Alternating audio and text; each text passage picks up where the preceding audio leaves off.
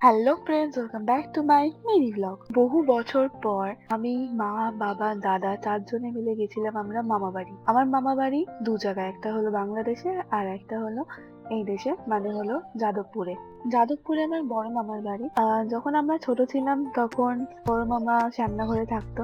তারপরে মামার চাকরির জন্য মামা কলকাতায় চলে যায়। মায়ের যখন শরীর ঠিক ছিল তখন আমরা যেতাম, মজা করতাম, ঘুরতাম, খুব আনন্দ করতাম। কিন্তু তারপরে যখন মায়ের শরীর খারাপ হয় তারপর থেকে আর যাওয়া হয় না। তো বহু বছর পরে, 12 বছর পরে হয়তো আমরা আবার গেলাম মামা বাড়ি। যাই হোক, আমি গেছি কিন্তু মা 10-12 বছর পরে হয়তো আবার গেল। সত্যি কথা বলতে এদের সবারই শরীর খারাপ। মায়েরও শরীর খারাপ, এদিকে বাবারও বয়স হয়েছে, আর ওইদিকে মামারও একটু শরীর খারাপ, নানির তো খুবই শরীর খারাপ। তো এই চারজনেরই এত শরীর খারাপ যে এদেরকে নিয়ে বাইরে বেরোনোটা খুবই ডিফিকাল্ট। তাই এদের প্রতি একটুখানি খেয়াল রাখতে হয়, আর কিছুই না।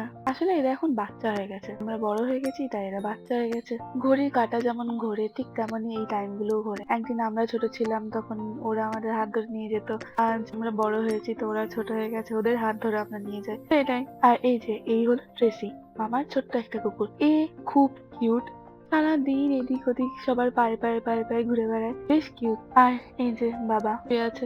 সত্যি কথা বলতে আমরা গিয়ে ক্লান্ত হয়ে গেছিলাম, আর তেমন কিছু করার ছিল না সেদিনকে। আর সেদিনকে ইন্ডিয়ার ম্যাচ ছিল যেহেতু, সেজন্য ম্যাচ দেখতে আমরা বেশি ব্যস্ত ছিলাম। তারপর আর কি, তারপর মুড়ি মাখা নিয়ে সবাই মিলে আমরা ম্যাচ দেখি বসে। আমি পরের দিন চলে এসেছিলাম সকালবেলা, কারণ আমার কাজ ছিল তাই। কিন্তু বাবা, মা, দাদা ওরা ছিল।